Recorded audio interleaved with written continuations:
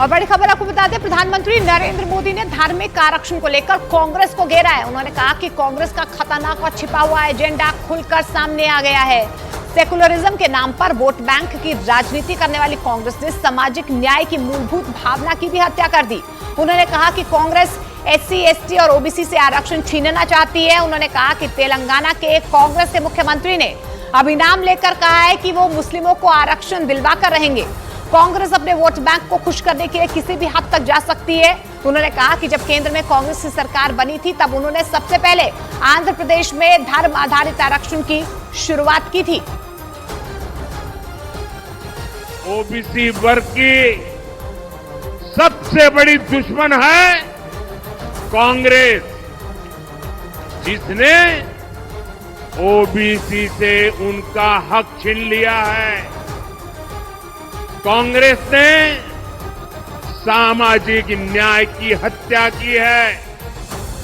कांग्रेस ने संविधान की भावना को ठोकर पहुंचाई है। कांग्रेस ने बाबा साहब का घोर अपमान किया है। आरक्षण चोरी करने का जो खेल खेल रहे हो, उसे लूटने का खेल खेल रहे हो। आपके ये खेल बंद करने के लिए, हमेशा बंद करने के लिए, आपके मंसूबों को हमेशा हमेशा ताला लगाने के लिए मोदी को 400 पार चाहिए। उधर प्रधानमंत्री नरेंद्र मोदी के आरक्षण पर दिए बयान पर सियासत गर्मा गई है। कांग्रेस नेता सुप्रिया श्रीनेत ने कहा है कि उनका बयान पूरा सच नहीं है, जबकि दूसरी तरफ NCBC के अध्यक्ष हंसराज अहीर ने इसे लेकर कर्नाटक सरकार को घेरा।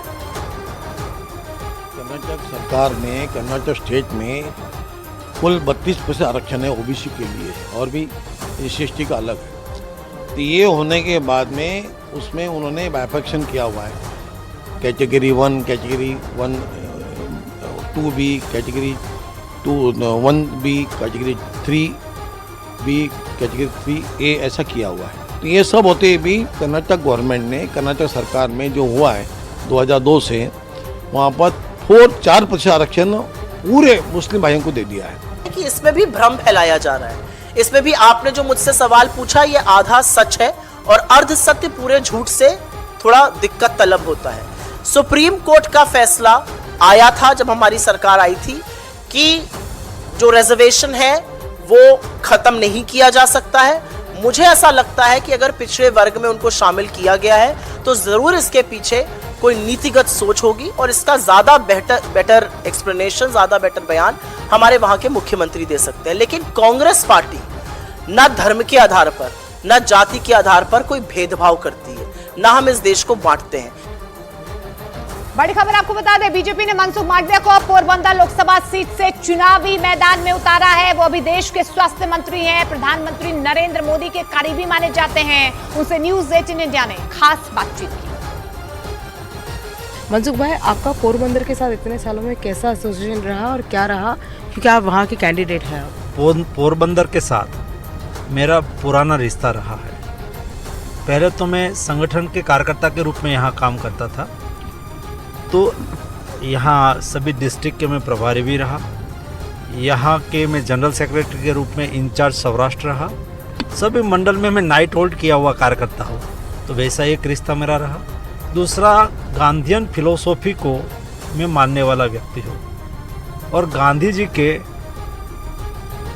150वीं जन्म जयंती के अवसर पर मैंने गांधी मूल्यों के मार्ग पर ऐसा करके 150 किलोमीटर की पदयात्रा भी की थी। एक बात ये भी कही जाती है कि लंबे समय से आप राज्यसभा में रहे, प्रधानमंत्री ने एक बयान दिया था कि आपकी जो ग्रोथ है उसको कोई रोक नहीं पाएगा।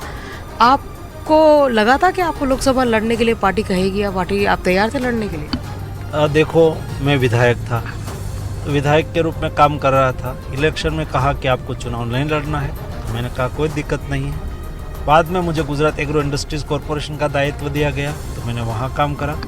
उसके बाद 2 टर्म के लिए मुझे राज्यसभा में भेजा गया, मैंने वहाँ काम करा। मुझे संगठन को का काम दिया गया, मैंने संगठन में काम करा। अभी मुझे चुनाव लड़ने का दायित्व पार्टी ने दिया है, तो मैं अभी पोरबंदर में आप देख रही हो कैंपेन कर रहा हूँ, चुनाव लड़ रहा हूँ और मुझे पक्का विश्वास है कि मैं 5 लाख एबो वोटों से जीतूंगा।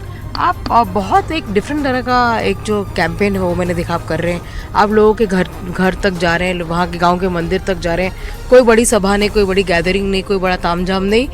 ये एक टिपिकल मनसुख भाई मांडविया स्टाइल कैंपेन है। हाँ सही है, मैंने ये चुनाव को एकदम सरल बना दिया है। आपने देखा होगा मैं कैंपेन में जाता हूँ, 4-5 गांव को इकट्ठा एक गांव में बुला लेता हूँ और एक गांव में एंट्री पॉइंट में मैं नीचे उतर जाता हूँ। वहाँ से सभी को मिलता प्रणाम करता बुजुर्ग लोगों का आशीर्वाद लेता पदयात्रा से लोगों को जोड़ने का अवसर भी मिलता है। पदयात्रा क्योंकि आपके करियर का एक ट्रेडिशनल ट्रेडमार्क रही है, लोग कह रहे हैं कि आप बहुत किफ़ायती कैंपेनिंग कर रहे हैं। बात सही है, मैंने तय करा है कि बिल्कुल चुनाव के लिए बहुत कम खर्च से मुझे चुनाव लड़ना है। मेरे सारे कार्यकर्ता भी मुझे सपोर्ट कर रहे हैं। आप जहाँ बात करते हैं मोदी जी के 10 साल के काम की बात करते हैं मनसुख भाई, पर विपक्ष वाले कह रहे हैं कि आपने काम कुछ किया नहीं, आपकी सरकार जो है नंबर्स को ड्रेसिंग करती है और अगर ऐसा ही रहा तो अगर ईवीएम आपका साथ नहीं देगी तो आप लोग 150-200 के अंदर सिमट जाएंगे। ऐसा राहुल गांधी और प्रियंका गांधी का कहना है। उसका तो काम वही है, क्योंकि जनता के विश्वास संपादन कर नहीं सकते तो बाद में आक्षेप प्रत्याक्षेप करते हैं, वो उसका काम है। और जिस तरह से लोगों के जीवन में बदलाव हो रहा है और बदलाव हुआ है उसको देखते हुए जनता वोटिंग करेगी। इसलिए हम कहते हैं कि 370 प्लस बीजेपी और 400 प्लस से एनडीए की सीट आएगी और मोदी जी के नेतृत्व में फिर से एनडीए की सरकार बनेगी। एक आखिरी सवाल ये रहेगा, सब कह रहे हैं 400 पार, गुजरात में लोग कह रहे हैं 26 पे 26। आप क्योंकि लोकसभा में सबसे नए एंट्रेंट है, एटलीस्ट कम से कम बाकी सबके मुकाबले जो एग्जिस्टिंग कैंडिडेट्स हैं, आप मुझे बताइए कि आपने इस बार क्या 5 लाख पार जाने का तय कर लिया? क्योंकि आपकी पार्टी ने डिसाइड किया कि इस बार हर गुजरात की सीट पे 5 लाख पार होंगे। मैं आपको इतना अवश्य कहूँगा क्योंकि मैं धरती पे हूँ और कैंपेन कर रहा हूँ, गांव-गांव में जा रहा हूँ। मैं 5 लाख प्लस से जीतूंगा। गुजरात में 26 में से 26 सीट आएगी। देश में बीजेपी 370 एवो आएगी और एनडीए 400 प्लस से मोदी जी के नेतृत्व में फिर से एक बार एनडीए की सरकार बनेगी। इधर राजस्थान की हॉट सीट बाड़मेर से निर्दलीय प्रत्याशी रविंद्र भाटी की हैंडपंप वाली कहानी चुनावी मुद्दा बन गई, क्योंकि हैंडपंप वाली घटना की वजह से ही रविंद्र भाटी ने तय किया था कि वो लोकसभा चुनाव में निर्दलीय चुनाव लड़ेंगे और बीजेपी और कांग्रेस से टक्कर लेंगे। उनके इसी फैसले की वजह से बाड़मेर में मुकाबला त्रिकोणीय हो गया और बीजेपी ने चुनाव प्रचार का शोर थमने से पहले बाड़मेर सीट पर पूरी ताकत झोंक दी। कंगना रनौत ने वहां करीब 1.5 किलोमीटर लंबा रोड शो किया और बाड़मेर से बीजेपी प्रत्याशी कैलाश चौधरी के लिए वोट की अपील की। इस दौरान खूब नारेबाजी भी हुई। राजस्थान की बाड़मेर सीट की लड़ाई पर इस बार सबकी नजर है, क्योंकि बीजेपी के कैलाश चौधरी और कांग्रेस के उम्मेद राम बेनीवाल के अलावा निर्दलीय प्रत्याशी रविंद्र भाटी ने सबका ध्यान खींचा। उनकी वजह से इस सीट पर मुकाबला त्रिकोणीय हो गया, क्योंकि 26 साल के रविंद्र भाटी विरोधियों को ऐसे ललकारते हैं कि अच्छों के पसीने छूट जाएं। वो जमाने गए जब आप सेलिब्रिटी को बुलाते थे।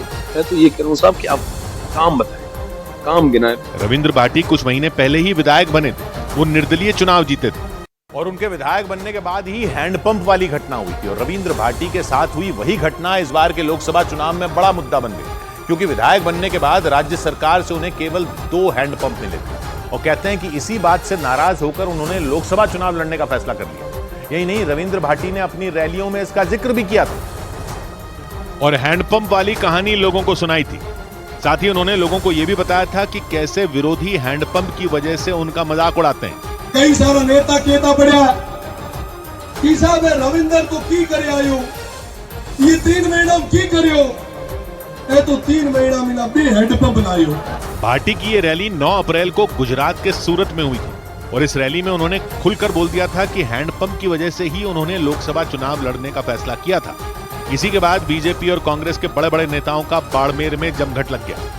कहनी चाहूं कि रविंद्र है जिकरा कारण जयपुर और दिल्ली आज बाड़मेर आन बैठी है। बाड़मेर लोकसभा सीट से दावेदारी पेश कर रहे 26 साल के रविंद्र भाटी कुछ महीनों पहले ही पहली बार विधायक बने थे।